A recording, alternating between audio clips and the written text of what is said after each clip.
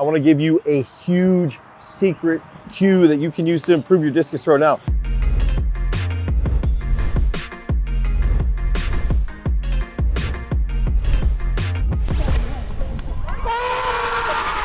When we're looking at some of the big factors that I think around someone like Jaime Perez, she's an athlete I coach that's thrown 73 meters, or Alex Rose, who has thrown 71 meters. He's a top 12 discus thrower of all time. He's an Olympic finalist.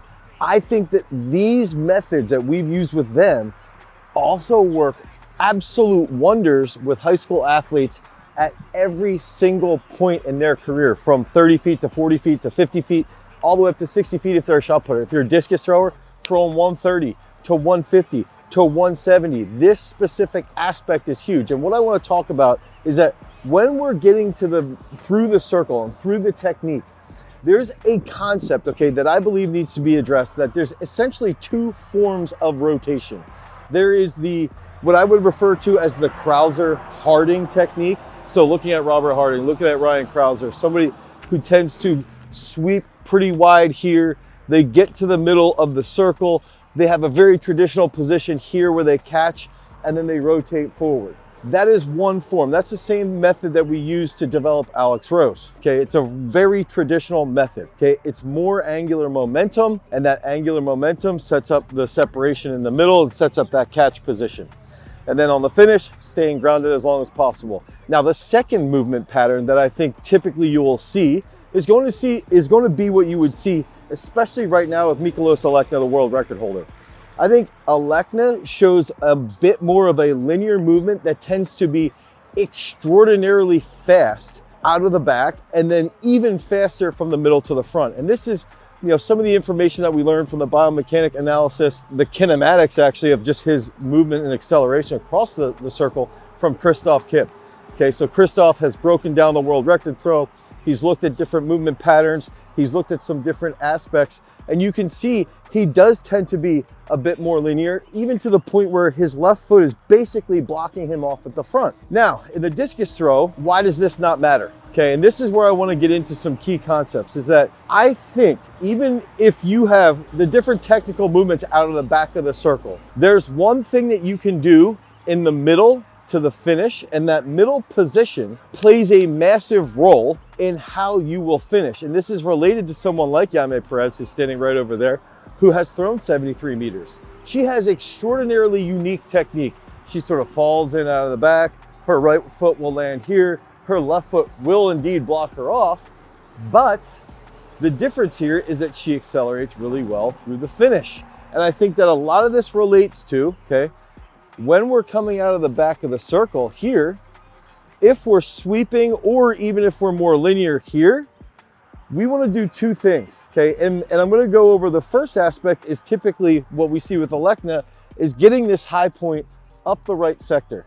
Okay, so getting the high point up the right sector now changes, so our footwork is fast, and when the right foot lands, that left is passing already. Now, what's happening is that everything is moving forward rapidly, but because we're hitting a high point up that right sector, this changes the torso. And so if you see Alekna, he sort of holds this position right here, where he'll, Jaime is giving me the middle finger, where he'll hold this left arm, left shoulder right here, and then when that left foot lands, he's in this position, okay? Now, what I'm talking about, related to Jaime also, Jaime tends to hit more up the middle of the circle, or middle of the sector. So if we hit the high point here or here, okay, and our feet are neutral, that's gonna be perfectly fine. I used to think that this is bad and you should land here. I actually am starting to think, like, for the discus throw, this is okay. Now, here's the big one. Here is the aspect that I think a lot of people could focus on, is if you're a right-handed thrower, you hit your high point, and whether or not you hit it here, okay, or here, what I then think is related to the left shoulder. And if you can keep the left shoulder sort of lower the entire time, right here, when you ground, we should not have this left shoulder high. So a lot of kids that are throwing 130 feet, 140 feet, 150 feet, they tend to land and the left shoulder is up. And when that left shoulder's up, they might have their arm like this, and it looks, it's like this fake appearance as though I'm over my right, but I'm not. What's happening is I've shifted forward because that left shoulder, okay, has gone like this. So my weight comes this way instead of my weight staying here and then being able to rotate forward. So what I think we can do out of the back of the circle, whether or not you're gonna spin like Harding and Krauser, or whether or not you'll tend to spin and move a bit more like, like someone like Alekna, is as we come out of the back of the circle here, we have a level and controlled left shoulder here. We get to the middle, we hit the high point early, we control that left shoulder, boom, and we wanna land here. When that left shoulder grounds, we wanna make sure that this is just not high. We wanna make sure that this is low. So the left foot then becomes fast. And when the left foot is fast with a low left shoulder, here's the big one. When the left foot is fast with a lower left shoulder, our weight will be 60 to 70% over top of that right side.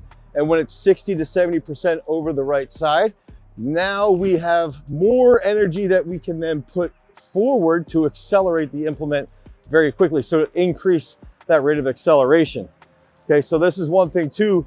One thing that we're working on, Sam Mattis was just walking out here, watching me film this. And one thing that he and I've discussed is getting his right leg to the middle well, and then having him catch over the right more so, because he's so fast across the circle, but he shifts forward a little bit early. So he shifts forward early and his left shoulder's high. So a simple fix is that when we ground, we try to hit an earlier high point up the right sector or middle to right sector, like Jaime, like Alekna. So now we're taking those two movement patterns that we see that tend to be unique. I believe they're a little bit harder to teach for high school kids. Okay, a normal high school kid struggles to move that way. So if we hit that early high point and we control that left shoulder the whole way here, and the left foot comes down early, but the left shoulder's here, now we catch in a good position. Alex Rose's best throws, he's caught with that left leg almost completely neutral with his right. And then as this opens, we rotate, then come forward, okay? You rotate, then go forward. So that's one of the big things we've been thinking through, that we've been talking about relative to discus, getting somebody to throw from 120 feet up to 180 feet. I think keeping that left shoulder lower in the middle is a huge cue, and it's a sneaky one. It's very simple to execute. Your timing might get off, and you might actually start to have to work on some of that thoracic rotation here. You might have to do some thoracic rotations kneeling to warm up, but it's going to have a better catch. It's going to lead to a better catch, which in turn will lead to better acceleration. If you guys want programming, okay, you want to train with us, head over to throwsuniversity.com. You can get custom programming, or you can even get PDFs that we provide you guys. You can email us at throwsuniversity@gmail.com to get inside of our training programs. You can click the link in our description for more information around training, technical analysis, and even some of our coaching courses. Until next time, peace.